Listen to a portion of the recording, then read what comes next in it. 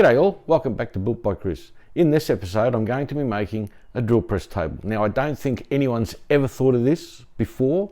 I don't think anyone's ever made one of these before, so I'm going to be the first. So if you want to see how I make this drill press table, follow me and let's go and have a look. So I'm here at my table saw and I've found some offcuts that I'm going to be using for this drill press table. And I'm just going to put them through the table saw, square them up, cut them into pieces. The plywood I'm using is 18mm thick, so I'm going to laminate two pieces together to make it 36mm, and I think that'll give me enough stability and thickness to do what I want to do. So let's get to cutting.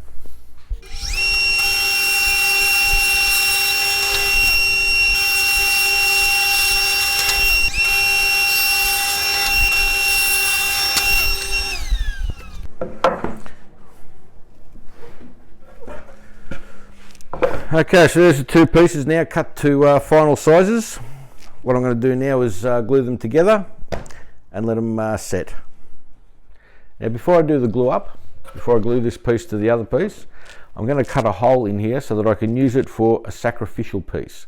After a while, when you're drilling a million holes, it tends to get chewed out a lot, so I'm going to put a piece in here that I can swap out once that happens, so it'll keep the table nice and clean. Okay, so the first thing I'm going to do is just mark out where I'm going to cut out this hole. Now I've already put this on the drill press table, and I've dropped a brad point bit into the spot where I think it's going to drill, and I've marked it, and now I'm going to just measure out roughly 100mm by 80mm square.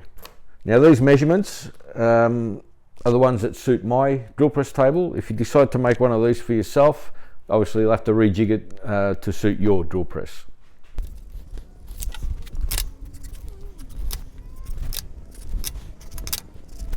Okay, so there it is, all marked out, that piece there, so now I'm just going to cut it out.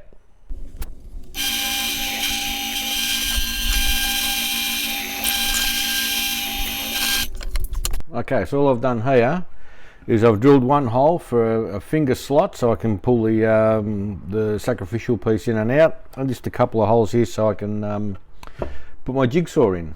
Let's get to the jigsaw.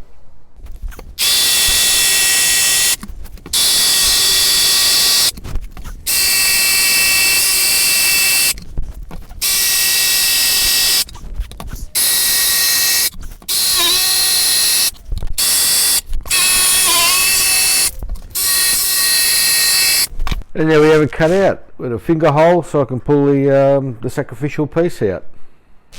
Right, what I'm doing here now is I'm just placing the two pieces together. Here's my cutout from my sacrificial piece. Now what I'm going to do is just make a smaller cutout in here so that any sawdust will just drop straight through. It's not going to collect in here, so I'm just going to mark that out. Just freehand, it's not going to be anything spectacularly measured or anything like that. Just a freehand measure.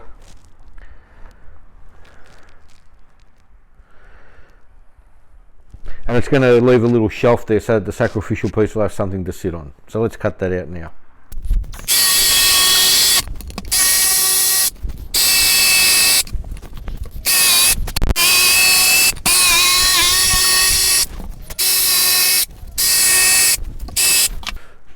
There it is. Not the cleanest hole in the world, but you won't see it, so there it is. Okay, let's spread a little bit of glue.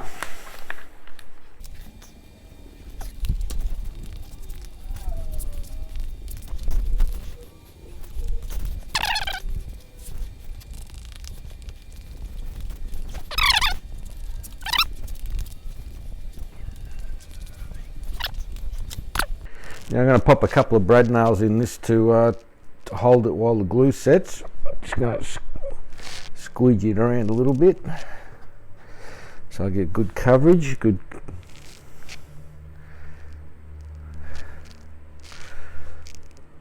Oh, that's perfect. Love it. Let me just pop a couple of brad nails in. Now pop something nice and heavy on that just to give it a bit of time to cure, and we'll come back to it in about 20 minutes, 30 minutes. Now while I'm waiting for the glue to dry on the drill press tabletop, I'm going to take some of this pallet wood and just mill it down so I can make some edge banding, because I'm using the plywood, don't want the plywood to show, so a little bit of edge banding.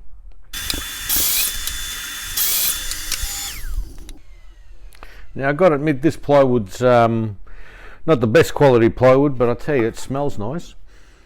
The pine that comes through this, and it cuts really well too. So I think it'll turn out really nice as edge banding.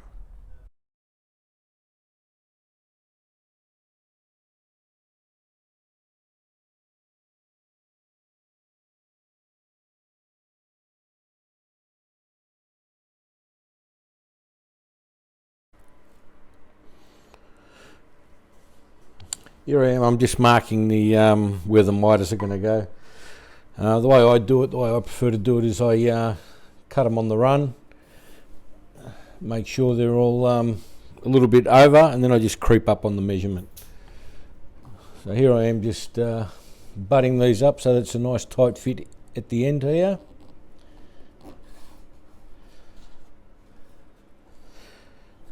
And then I'll just mark off where I need to cut it.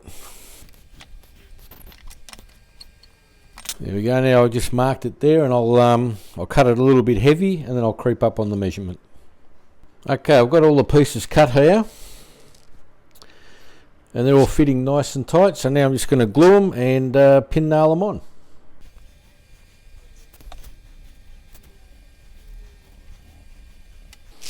There we go. Plenty of glue on there. Let's drive this first one home, eh? First one done, now we'll do the next one. That's a nice tight fit, have a look at that. Perfect, love it, love it. It's so cold out here that the glue's just gone harder than what it normally is, and I can't squeeze it out of the bottle. A little bit on the ends here.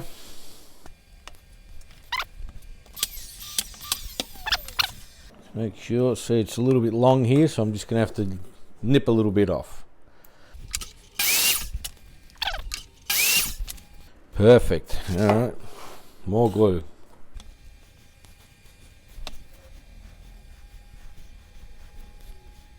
So far this has cost me absolutely nothing at all.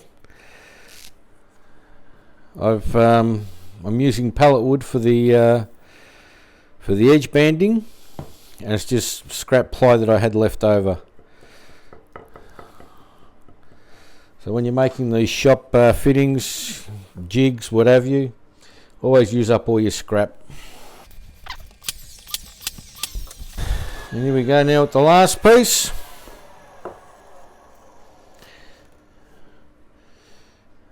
I couldn't have got that to fit any more perfect if I tried. Okay, here we go. Glue. Bit on the ends. Can't use my jigsaw to put nails in. And there it is. Beautiful, all wrapped up. Just get some of the squeeze out off here.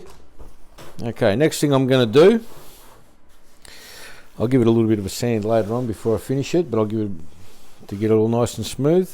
Next thing I'm going to do is cut a couple of dados through here and put my T-track in. So let's go set that up. Okay, I've got the dado stack in. I've got it dialed into the width of the T-track. I'm now going to set it up so that it cuts in this spot. So it's from here to the line is 112 mil. So that's what I'm going to set it up to now. 112 mil. I'll just turn it over,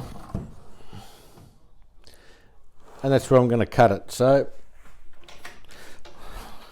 let's get this done.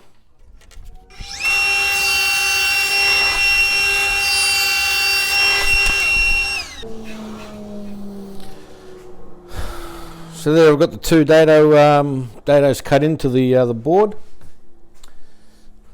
Here's my T-track.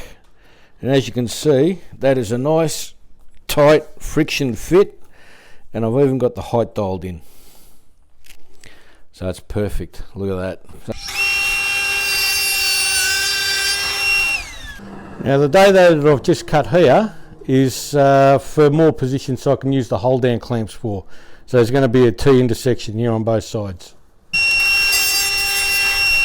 Now what I've done there is just cut a groove that'll take the T-track that'll hold my stop block for the fence.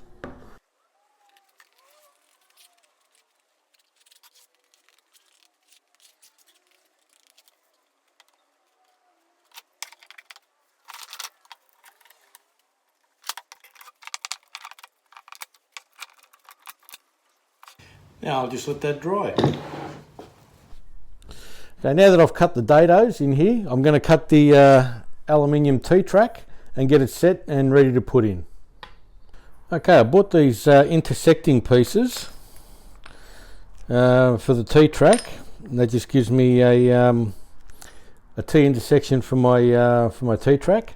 I got them from TimberCon, and I'm just going to put those in now.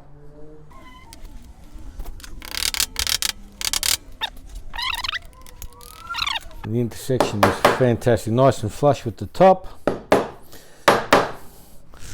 Now I'll just drill them in and put the screws in.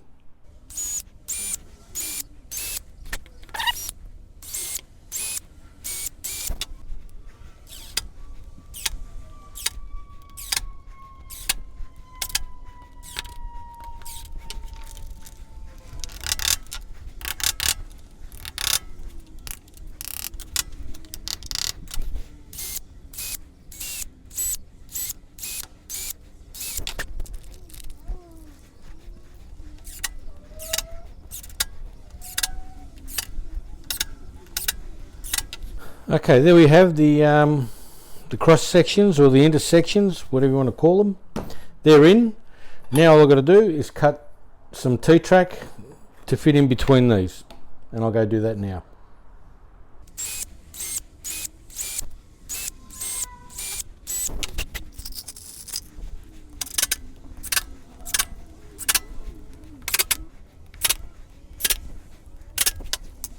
There we have all the T-track in.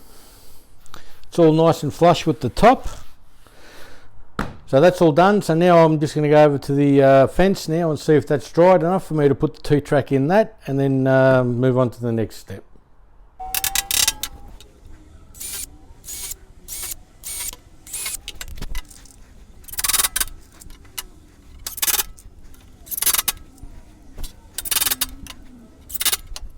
And there you have it, one fence done. Now all I need to do is drill a couple of holes in this way, so I can put the bolts that'll run on in the T-track.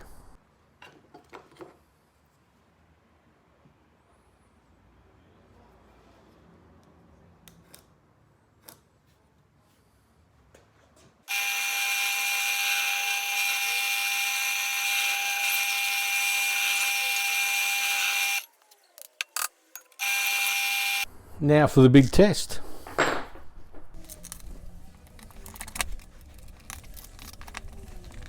Well, what do you know?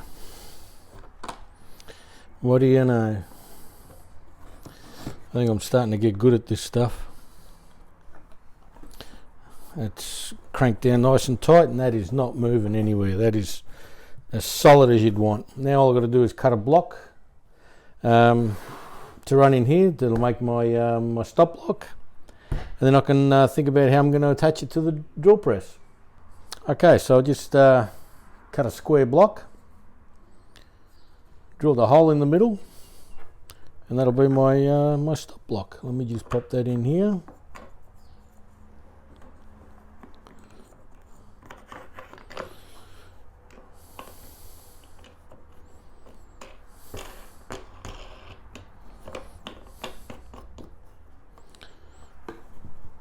And again, that's not going to move. If I bump anything up to that, that's not going to move. So stop block's in place, T-track's in place, fence is in place. So now all I have to do is work out how I'm going to mount it to the drill press table. Okay, the way I'm going to attach it is I'm going to use the threaded insert. So what I've done is I've drilled a couple of holes into the table under here, and I'm just going to mark underneath where to drill into the bottom of the drill press table, and then I'll put these threaded inserts in, and I'll be able to tighten it up from underneath here. So let's go ahead and let's mark out where these threaded inserts are going to go.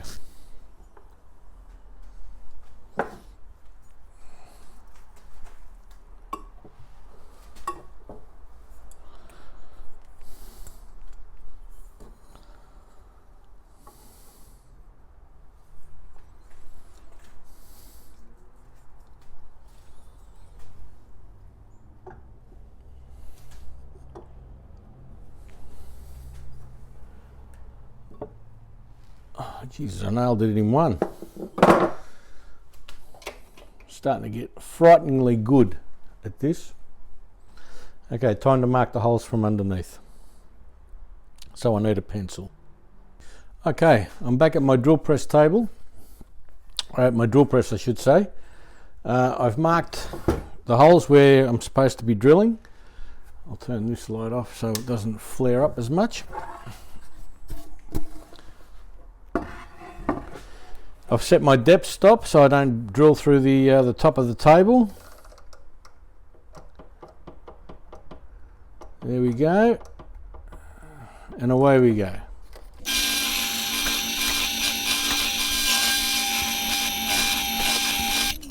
Okay, 2 holes are drilled. Now I'll put the threaded inserts in and see how it goes.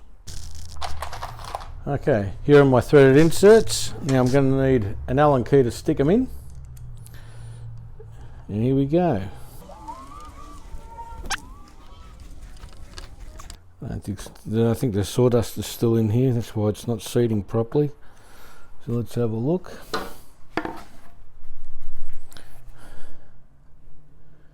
Yep. Let's try that again. There we go. That's in. So I've got them both in now.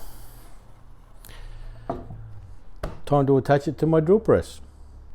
Now if I've lined everything up correctly, they should just fit straight in.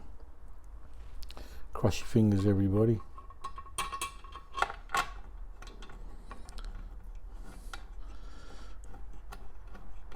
Oh, that one went in.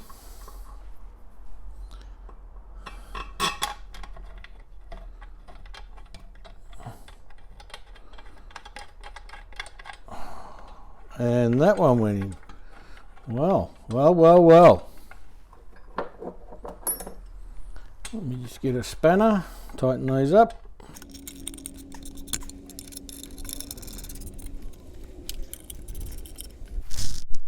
That looks pretty solid to me. Look at that. Okay, let me just get the fence, put it all on and see how she looks. Well, there it is. Drill press table in. Fence is on. Fully adjustable. Fully adjustable. There we go, look at that. Fully adjustable, beautiful. Slides nice, it'll work itself in, it's all brand new now. And my stop block. Stop block can go on either side. And there we have it. All I've got to do now is just cut a couple of inserts for here and she's good to go. Done. And there you have it, the very first ever drill press table. It's going to be a game changer, I can tell you. People are going to look at this thing and go, wow, what a great idea. Anyway, if you liked the video, give me a thumbs up. If you didn't like the video, give me a thumbs down. All I ask is that you write down why you gave me the thumbs down so I can improve for the next video. The next video I'm going to do is my sister's liquor cabinet. I know I've been saying it for quite some time now, but it is coming. And the one after that, it's going to be another in my series of how to use power tools, and that one's going to be how to use a cordless drill and impact driver. So with that, I'm going to end this video. I hope you liked it. Thanks for watching, and I'll see you all next time. Bye for now.